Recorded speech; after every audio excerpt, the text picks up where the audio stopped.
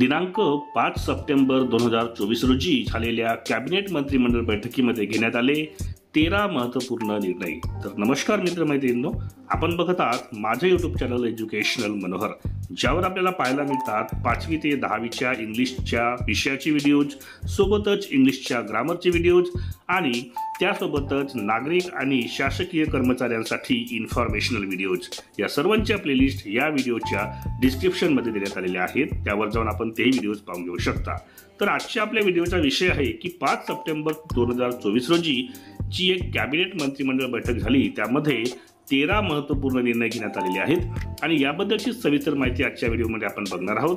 तत्पूर्वी हे channel educational Manohar यावर आपण नवीन असाल तर हे चॅनल आपण सबस्क्राईब करायला विसरू नका आणि हा व्हिडिओ बघितल्यानंतर जास्तीत जास्त शेअर करायला आपण विसरू नका। चला तर याबद्दलची सविस्तर माहिती आपण आता विस्ताराने जाणून घेऊया। तर दिनांक 5 सप्टेंबर 2024 रोजी राज्याचे मुख्यमंत्री एकनाथ शिंदे यांच्या अध्यक्षतेखाली राज्य कॅबिनेट मंत्रिमंडळाची बैठक आयोजित करण्यात आली होती। सदर बैठकीमध्ये विविध 13 महत्त्वपूर्ण असे निर्णय घेण्यात आलेले आहेत। पहिला आहे त्याच्यामध्ये महामार्ग सुधारणा। सदर कॅबिनेट मंत्रिमंडळ बैठकीमध्ये मुंबई शिरूर अहमदनगर छत्रपती संभाजीनगर राष्ट्रीय महामार्गाची सुधारणा करण्याचे महत्त्वपूर्ण निर्णय घेण्यात आला।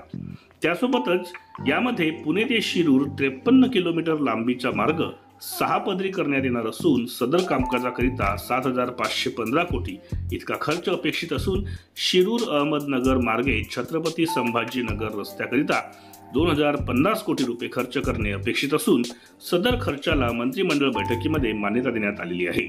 त्यानंतर दुसरा महत्त्वाचा निर्णय आहे याच्यामध्ये अंगणवाडी केंद्राकरिता सोलर सुविधा। शासकीय मालकीच्या एकूण 36,978 अंगणवाडी केंद्रांना सौर ऊर्जा देण्याचा एक मोठा महत्त्वपूर्ण निर्णय घेण्यात आला आहे। यामुळे राज्यातील सदर अंगणवाड्या ह्या सौर सिस्टीमच्या छताखाली येणार आहेत। त्यानंतरचा एक नियम आहे न्यायिक अधिकाऱ्यांना सुधारित भत्ते। राज्यातील औद्योगिक कामगार न्यायालयातील अधिकाऱ्यांना सुधारित भत्ते देण्याचा एक महत्त्वपूर्ण निर्णय घेण्यात आला असून सदर निर्णय 1 जानेवारी 2016 पासून थकबाकीस देयके सादर करण्यास मान्यता देण्यात आलेली आहे। त्यानंतरचा निर्णय आहे लाडकी बहीण योजनेमुळे इतर योजना बंद होणार नाहीत।